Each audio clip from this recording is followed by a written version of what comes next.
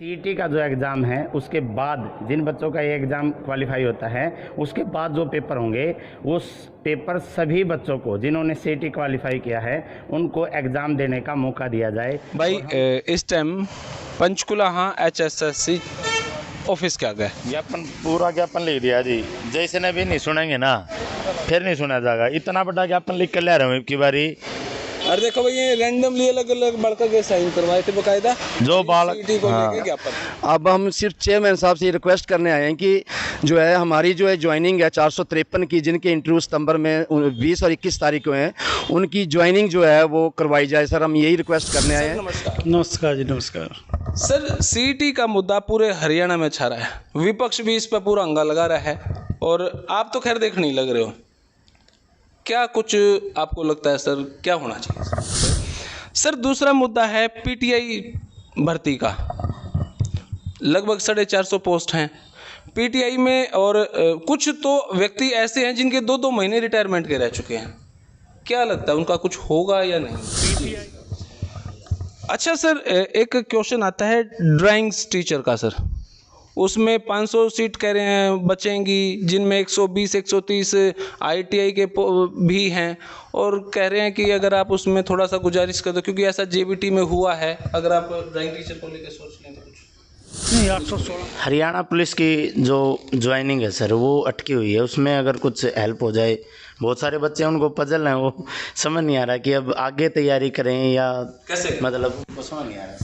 प्रश्न है ईबीपीजी को लेकर। सर ईबीपीजी को क्या लगता है अब ज्वाइनिंग हो जानी चाहिए? सुप्रीम कोर्ट ने तो बिल्कुल जी, हम हरियाणा के जो माननीय चेयरमैन हैं HSSC बोर्ड के श्री भोपाल सिंह खदरी जी, उनसे निवेदन करते हैं कि सीईटी का जो पेपर है इसको क्वालिफाई किया जाए और सभी युवाओं के, पूरे हरियाणा के युवाओं की आवाज़ है कि सीईटी का जो एग्ज़ाम है उसके बाद जिन बच्चों का ये एग्ज़ाम क्वालिफाई होता है उसके बाद जो पेपर होंगे उस पेपर सभी बच्चों को जिन्होंने सीईटी क्वालिफाई किया है उनको एग्ज़ाम देने का मौका दिया जाए। और हम चाहते हैं कि हरियाणा के हर एक युवा की जो दिल की आवाज़ है उसको आप सुने और ये कार्य जल्द से जल्द पूर्ण करें ताकि वो अपनी आगे की तैयारी शुरू करें।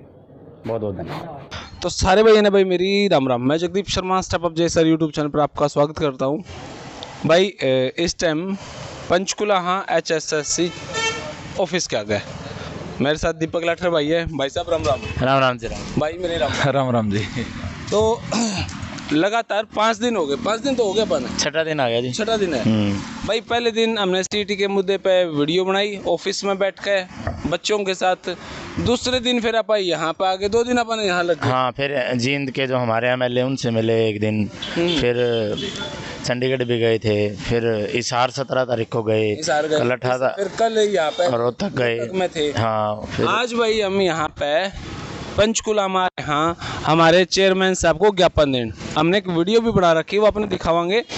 रोहतक में कल युवाओं को इकट्ठा करके, बाकी हम इस मुद्दे पे कोई अलग से कोई राजनीति नहीं कर रहे हैं, क्योंकि युवाओं का मुद्दा है और युवाओं खातर लग रहे हैं। इसमें हमारा कोई कमीशन तो है नहीं भाई।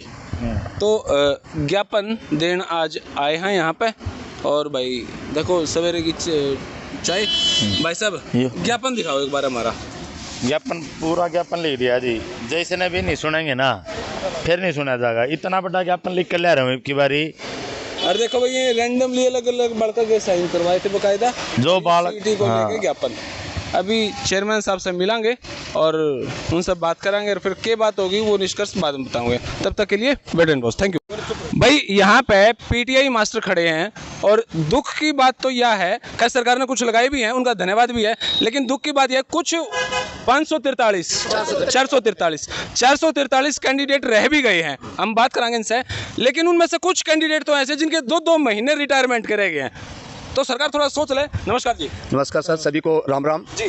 सर पिछले सितंबर में जो है 20 और 21 तारीख को जो है इंटरव्यू लिए गए थे और इसमें 453 कैंडिडेट थे टोटल सर। और इंटरव्यू होने के बाद जो है सर हमें जो है ये दिलासा दिया गया था कि दिवाली से पहले सभी जो वंचित पीटीआई है उनको जो है ज्वाइनिंग करवा दी जाएगी। तो सर दिवाली भी चलेगी सर। दिवाली के बाद चेयरमैन साहब ने फिर दोबारा से उन्होंने कहा था कि 1 हफ्ते का और टाइम दिया जाए। सर वो 1 हफ्ता भी चला गया। अब हम सिर्फ चेयरमैन साहब से रिक्वेस्ट करने आए हैं कि जो है हमारी जो है ज्वाइनिंग है 453 की, जिनके इंटरव्यू सितंबर में 20 और 21 तारीख को हैं, उनकी ज्वाइनिंग जो है वो करवाई जाए। सर हम यही रिक्वेस्ट करने आए हैं क्योंकि हम में से बहुत से ऐसे कैंडिडेट हैं सर जो कि एज्ड हैं। हाँ एज्ड हैं सर ये, और बहुत से ऐसे कैंडिडेट 53 साल। देखो भाई 53 साल है, पूरे हरियाणा से इकट्ठे होकर आने लग रहे हैं। अभी तक तो आने ही लग रहे हैं, रास्ते में है। चंडीगढ़ कहाँ पे है, महेंद्रगढ़ कहाँ पे है, पलवल कहाँ पे है, एलनाबाद कहाँ से लोग आने लग रहे हैं सिर्फ योग के लिए भाई हमारी ज्वाइनिंग हो जाए। 2-2 महीने रिटायरमेंट करके इतनी उम्र के भी लोग यहाँ पे हैं। तो सरकार, हमारे चेयरमैन साहब इस विषय को संज्ञान में ले लें तो भाई 453 450 लोग जिनके घर में 5-5 6-6 सदस्य भी हैं, इतने परिवार आपके आशीर्वाद से पड़ जाओगे। ये भी मानवता के आधार पर आप सोचे तो आपका सारे भाई है ना भाई मेरी राम राम। मैं जगदीप शर्मा स्टेप अप जे सर यूट्यूब चैनल पर आपका स्वागत करता हूँ। हमारे हरियाणा के HSSC चेयरमैन श्री भोपाल सिंह खत्री जी बैठे हैं। जब भाई मैं 2-3 बार शुरू कर गया, मैं ऑनेस्टली दिल से यह बात कहूँ कि पूरा हरियाणा जो 2.5 करोड़ जनसंख्या है, इसमें जो युवा हैं, जो भी आज के टाइम पे रोजगार मिले ना, मैं तो देसी भाषा में भी रोजगार माए बाप है ये। तो जो घर पड़े है सब कुछ इनके मार्फत है भाई, पढ़े हैं, नौकरी मिला है, सब कुछ यहाँ से चला है। और CET का आज बहुत बड़ा मुद्दा है। CET को लेकर मैं हमारे चेयरमैन साहब के पास आया हूँ, पूछ लेते हैं। हालांकि जानते ये भी हैं, फिर भी हम पूछ लेते हैं। सर नमस्कार। नमस्कार जी, नमस्कार। सर CET का मुद्दा पूरे हरियाणा में छा रहा है, विपक्ष भी इस पर पूरा अंगा लगा रहा है, और आप तो खैर देख नहीं लग रहे हो। क्या कुछ आपको लगता है सर, क्या होना चाहिए? देखिए ऐसा है, CET जो है वो सरकार का विषय है क्योंकि पॉलिसी मैटर है। ये पूरा जो नोटिफिकेशन है CET का या जो ड्राफ्ट है वो सरकार ने तय किया है, और हमारे को तो सारी चीज़ें फाइनल करने के बाद उन्होंने दी है कि भर्ती इस तरह से होनी चाहिए। जैसे कि आप आज मिले जी। कुछ बच्चे हर रोज़ मिलते हैं इसमें कि CET जो है 50% जनरल और 40% रिजर्व कैटेगरी के लिए क्वालिफाइंग होना चाहिए, और जो फर्दर टेस्ट है उसमें 4 गुना की जो शर्त है वो हटनी चाहिए। ये बात मैंने सरकार के अधिकारियों के CM साहब के संज्ञान में ल्यान दी है। बाकी फैसला वहीं से होना है, और कहीं यूट्यूब पे या किसी के विचार किसी ने रखे, उन्होंने कहा कि ये 4 गुना नहीं है, क्वालिफाइंग है। ये झूठ बात है। अभी तक तो जो CET के ड्राफ्ट में जो है, कल अमेंडमेंट हो जाए अलग बात है, पर अभी तक 4 गुना का ये है कि फर्दर टेस्ट 4 गुना ही लोग या कैंडिडेट दे पाएंगे। वैसे ये मामला सरकार के हाथ में है, सरकार करना चाहे तो कर सकती है, बिल्कुल कर सकती है। इसमें प्लस बात तो ये है कि इसमें किसी को कोई आपत्ति नहीं है। सरकार सोचने पे तब मजबूर हो अगर कोई किसी को आपत्ति है। इसमें बड़ी संख्या में लोग इसको कैंडिडेट युवा चाहता है कि ये 4 गुना की शर्त जो है ये नहीं होनी चाहिए। पर ये फिर मैं कह रहा हूँ कि पॉलिसी मैटर है, सरकार ने इस सारी चीज़ों को देखना है। जो सरकार की तरफ से नॉर्म्स और इंस्ट्रक्शंस तय होंगी, हम तो उसके हिसाब से भर्ती करने के लिए बाध्य होंगे एक तरह से। देखो ये बात मैं कई मित्रों को कहती हूँ भाई, HSSC के हाथ में नौकरी देना नहीं है, HSSC के हाथ में एग्जाम लेना है। उसके बाद सरकार एक निष्कर्ष निकालती है, वो किस तरीके से। सर दूसरा मुद्दा है PTI भर्ती का। लगभग 450 पोस्ट हैं PTI में, और कुछ तो व्यक्ति ऐसे हैं जिनके 2-2 महीने रिटायरमेंट के रह चुके हैं। क्या लगता है उनका कुछ होगा या नहीं होगा? PTI की जो समस्या आ रही है जी, ये ठीक है कि एक्सपर्ट की कमेटी कुरुक्षेत्र यूनिवर्सिटी से ने कुछ 4-5 क्वेश्चनों को कह दिया कि सबको बेनिफिट दें, और लगभग सब लोगों के नंबर कैंडिडेट्स के बढ़ गए हैं। तो जब हमने उस हिसाब से इवैल्यूएशन करना शुरू किया तो हमारे सामने जो है वो चौंकाने वाली बातें सामने आई। अच्छा। कि जो PTI के कैंडिडेट हैं उनका खुद का ही ये दोष है कि ये भर्ती अब तक लटक रही है। वैसे तो ये कॉन्फिडेंशियल बातें हैं, पर मैं ज़्यादा कुछ कॉन्फिडेंस रखता नहीं अपने मन में कि क्योंकि मेरे प्रति द्वेष बनाए कोई कैंडिडेट कि क्यों नहीं दे रहे हैं रिजल्ट, या कुछ और तो नहीं है इनके पर्पज इनका। तो मैं आपके माध्यम से बताना चाहता हूं कि 42 कैंडिडेट तो ऐसे हैं जिन्होंने अपनी सीट पे अपना सीरियल नंबर ही नहीं लिखा कि उसके पास ए आना चाहिए था, बी था, सी था या डी था। तो उसकी कौन से उससे इवैल्यूएशन करें। अब हमने सारी सीटिंग प्लान निकालनी पड़ रही है। हमने देख रहे हैं कि उस रोल नंबर के आगे कौन था, पीछे कौन था, अगले पिछले पे कौन था, तो इसका सीज बिल्कुल। और जैसे कि मैंने आपको इसमें व्हाट्सएप पे भी दिखाया कि क्वेश्चन पेपर जो बब्बल भरने होते हैं वो लगभग 80% जिसके ठीक बब्बल भरा हुआ है मशीन उसी को उठाती है, जो स्कैनिंग मशीन इवैल्यूएशन करती है। इन महोदयों ने 25%, 20%, 10% और किसी ने तो बब्बल्स भरा ही नहीं। अगर उसका क्वेश्चन डी है तो सही तो डी लिख दिया डी के ऊपर ही।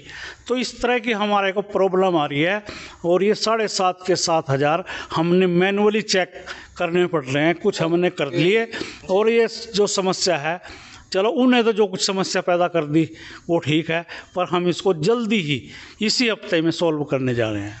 देखो भाई, मतलब जिन्होंने इतने साल हो गए पढ़ाते ने, आज वो उस बबल्स के अंदर ऑप्शन ए लिख दे ना कि उसको भरने की बजाय, ये मिस्टेक आपकी है। और अपना कोड ही नहीं लिखा, बी है, सी है, डी है। अब चेयरमैन साहब ने बताया कि भाई 2-3 आदमी अगर देखकर फिर हम देखेंगे भाई इसका कौन सा कोड हो, उसका सारे पेपर दोबारा चेक करे जाऊंगे या गलती। कैमरे के सैंपल में दिखा देता हूँ कि इन महोदय ने कैसे भरा हुआ है। और ये स्पष्ट इंस्ट्रक्शंस है कि बबल्स को बिल्कुल गोलाई में और 80% तक भरना है। इन्होंने तो टिक मार की हुई है, बब्बल भरने की बजाय टिक मार की हुई है। तो इस तरह की समस्याएं सामने आ रही हैं। अगर इसी लेवल पे हम रिजल्ट निकाल देते हैं और कल आरटीआई में कोई आपकी या किसी सिलेक्टेड कैंडिडेट की ओएमआर मांग ले और जाके वो ऑब्जेक्शन करेगा कि इंस्ट्रक्शन से बाहर जाके इन्होंने इसको पास कर दिखाया था, सी भी लिख रखा था, डी भी लिख रखा था, वो भी हम देखेंगे। मतलब बड़े आश्चर्य की बात है, इतने साल उन्होंने पढ़ाते हुए हो गए, एग्ज़ाम उन्होंने दे दिया और एग्ज़ाम में ऑप्शन सी भर दिया, ऑप्शन डी भर दिया। वो पूरा भरना होता है बबल, लेकिन वो सी लिख दिया, ऑप्शन ए लिख दिया, ऑप्शन डी लिख दिया। जी जी, बब्बल भरने की बजाय डी के ऊपर डी कर दिया। तो हम इसको सही माने या गलत माने? अगर इसको गलत माने, अगर इसकी इवैल्यूएशन हम मैनुअल करते हैं तो ये कैंडिडेट पास मार्क में आ रहा है। वैसे बबल्स भरने की गलती में ये 0 नंबर पे जा रहा है। तो इस तरह की कुछ समस्याएं हैं, फिर भी हम इनको जल्दी सॉल्व करने वाले हैं। जी अच्छा सर, एक क्वेश्चन आता है ड्राइंग्स टीचर का सर, उसमें 500 सीट कह रहे हैं बचेंगी, जिनमें 120-130 ITI के भी हैं, और कह रहे हैं कि अगर आप उसमें थोड़ा सा गुजारिश कर दो, क्योंकि ऐसा JBT में हुआ है। अगर आप ड्राइंग टीचर को लेकर सोच लें तो कुछ नहीं, 816 पोस्टें हैं जी। और जो ज़्यादातर बच्चे सेलेक्ट हुए थे वो हुए थे जो कोरस्पोंडेंस या डिस्टेंस एजुकेशन से कुरुक्षेत्र यूनिवर्सिटी से पास आउट थे। उसके ऊपर सुप्रीम कोर्ट ने रोक लगा दी है और एक तरह से कहा कि ये नॉट एलिजिबल कैंडिडेट हैं। जो दूसरे क्वालिफाइंग कैंडिडेट थे या लो मेरिट में थे या इन सिलेक्टेड में मेरिट में हैं, वो ITI से किए हुए हैं जो एलिजिबल हैं। तो अब माननीय उच्च न्यायालय ने हमारे को आदेश दिया है कि 2 महीने के अंदर अंदर उनकी सिलेक्शन करें आप। तो हम उस मेरिट को अगर डाउन करनी पड़ेगी डाउन, या सिलेक्टेड कैंडिडेट में से जो ITI से पास आउट हैं उनकी जल्दी ही हम रिकमेंडेशन करने वाले हैं। जल्दी ही मतलब 120-130 स्टूडेंट ऐसे हैं। बिल्कुल, ये लगभग 200 भी कैंडिडेट, जो 200 भी सीटें नहीं भरेंगी और ज़्यादातर पोस्टें खाली रहेंगी, क्योंकि इसमें जो क्राइटेरिया था वो 50% और 45 का था कि 50% नंबर जनरल को और 45% रिजर्व कैटेगरी को लेने अनिवार्य थे। इसलिए ये कंडीशन जो है ये सारे बच्चे फुलफिल नहीं करते जी। एक सवाल हमारे दीपक भाई का हरियाणा पुलिस को लेकर। हरियाणा पुलिस की जो ज्वाइनिंग है सर वो अटकी हुई है, उसमें अगर कुछ हेल्प हो जाए। बहुत सारे बच्चे उनको पजल हैं, वो समझ नहीं आ रहा कि अब आगे तैयारी करें या कैसे, मतलब वो समझ नहीं आ रहा। जी सर, इसमें भी मैं कहीं ना कहीं आप फिर कहेंगे कि कैंडिडेट के ही दोष निकाल रहा है, इसमें भी कहीं ना कहीं कैंडिडेट का दोष है। हमने माननीय कोर्ट के सामने 4 फार्मूले रखे थे और ये कहा था आप ही प्रूव कर दो जो फार्मूला आपको ठीक लगे, और उसकी 6 तारीख थी। 6 तारीख की भी इंतज़ार नहीं की कैंडिडेट्स ने और उन्होंने आंदोलन शुरू कर दिया हमारे कार्यालय के सामने। सीएम साहब जहां जाएं उनका घेराव करें और हमारे पास प्रेशर बना दिया। तो हमारे जो 21 परसेंटाइल मेथड लगाया था उससे रिजल्ट निकाल दिया, उसको जाके फिर बाद में कैंडिडेट्स ने ही चैलेंज किया और अब कोर्ट की तरफ से स्टे है, हमारी तरफ से तो रिजल्ट आ चुका है। हम चाहते हैं कि जल्दी से जल्दी ज्वाइनिंग हो। एक तो ये धैर्य और संयम रखना चाहिए था कि फार्मूला अगर कोर्ट ही बता देती तो आज कोर्ट स्टे नहीं देती, वो कहती कि मेरा ही अप्रूव्ड फार्मूला है। फिर भी कोर्ट ने अब स्टैटिकल इंडिया जो है उसको और एसएससी जो सेंटर की एसएससी है उसके 2 प्रतिनिधियों कोर्ट में बुलाया था। उन्होंने सारा फार्मूला जज साहब के सामने समझा दिया है और जज साहब लगभग सहमत हैं, क्योंकि फार्मूला सारी दुनिया में चलता है, कोई नया तो एचएसएससी लेके नहीं आई। सब रिक्रूटमेंट एजेंसियाँ 21 परसेंटाइल मेथड अपनाती हैं। सर अंतिम प्रश्न है एबीपीजी को लेकर। सर एबीपीजी को क्या लगता है अब ज्वाइनिंग हो जानी चाहिए? सुप्रीम कोर्ट ने तो बिल्कुल जो रिजल्ट स्टे थी वो ज्वाइनिंग पे थी, ना कि रिजल्ट पे। अगर हमारी तरफ से कोई 1-2 रिजल्ट बकाया है तो हम तो जल्दी ही इस महीने में निकाल देंगे, पर ऑफिसर्स से मेरी प्रार्थना है कि वो ज्वाइनिंग कराएं। अब तो सुप्रीम कोर्ट का फैसला भी आ गया है, इफ एंड बट क्या कारण रह गया। सुप्रीम कोर्ट के फैसले का हवाला देके जल्दी से जल्दी उन विभागों के अधिकारियों को ईपीपीजी के कैंडिडेट्स को ज्वाइन करा लेना चाहिए, क्योंकि वो बहुत ज़्यादा सफ़र कर चुके हैं। इससे ज़्यादा तो उनकी संयम भी जवाब दे चुका है अब। जी सर, हरियाणा के युवाओं को आप क्या मैसेज देना चाहेंगे? क्योंकि बहुत सारे लोगों की भर्ती होती है फिर वो अटक जाती है, इस तरीके से लेके हरियाणा बड़े एक्साइट भी हो जाते हैं और कई बार मामला इस तरीके से बिगड़ जाता है कि अपना आपा भी हो बैठते हैं। कैंडिडेट्स के साथ मेरी शुभकामनाएं हैं कि वो ज़्यादा से ज़्यादा सीईटी को क्वालिफाई करें और जो हमारा टेस्ट है अगला उसकी भी तैयारी वो अभी से शुरू कर दें, क्योंकि सीईटी का जो रिज़ल्ट है वो दिसंबर माह में आने वाला है और हम जो पोस्ट के अगेंस्ट एडवर्टाइजमेंट जनवरी और फरवरी में करेंगे। तो अभी से बच्चे तैयार रहें, उनकी योग्यता को इग्नोर नहीं किया जाएगा और उनका परिश्रम जो है बिल्कुल काम आएगा।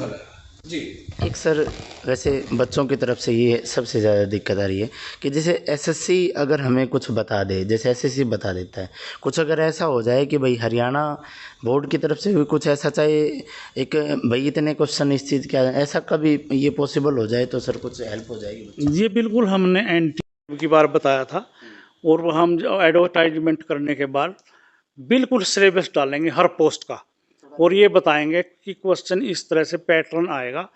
क्वेश्चन की संख्या नहीं बता पाएंगे हम, कितने मैथ के आएंगे इतने आएंगे, पर पैटर्न और लेवल हम जरूर बताएंगे कैंडिडेट को की बार। जो भर्ती रुकी हुई है उनके भी रिजल्ट आ जाएंगे सर? मुझे बिल्कुल इसी माह में हमारे पास सिर्फ 12/19 के रिजल्ट रहते हैं जो ITI इंस्ट्रक्टर के, वो नवंबर माह में ही सारे कंप्लीट कर लिए जाएंगे। बहुत बहुत शुक्रिया सर। Thank you. देखो भाई, दिल से ही कहूँगा मैं, ऐसे चेयरमैन नहीं मिलेंगे आपने। थोड़ा सा पेशेंस रखो, सारे काम होने हैं और जो कॉन्फिडेंशियल है वो बातें भी आपको बता दें, ऐसा आदमी भी कहीं नहीं मिलेगा। तो भाई HSSC डिपार्टमेंट को लेकर अपना नेचर थोड़ा सा पॉजिटिव करें। सरकार के खिलाफ आपने जो करना वो आपकी इच्छा है भाई। यह वीडियो फिलहाल इतनी है। धन्यवाद। जय हिंद, भारत माता की जय। Thank you.